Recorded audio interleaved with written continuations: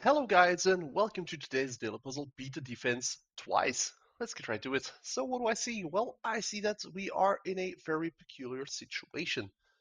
Because, well, we have to move a piece and we are limited in what we can do if we don't simply want to lose. First off, we could capture the pawn, but if we did that, well, then they have the entire back rank to look at for delivering checkmates of their own.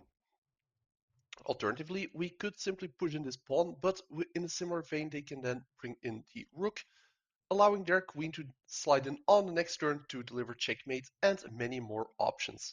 Another thing, though, is that we can actually set up a checkmate of our own, because our bishop over here is looking at these squares, meaning that the king can't come forward.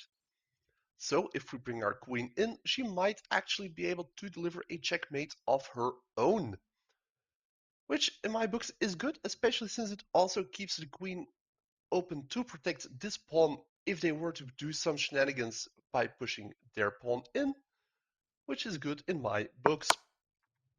Now clearly they bring in their queen, forcing us to capture it, as if we simply go forward, they will bring in their own queen under cover of their pawn and deliver checkmate that way.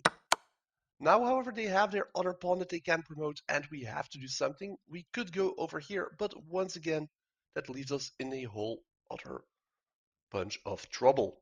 As such, the only safe and smart way we can go is back to where we came from. Now, they do bring in their queen, but that leaves us with our mate in one thread.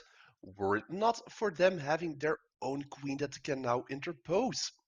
As such, we have to use our queen differently than simply bring her over there and instead move her over here.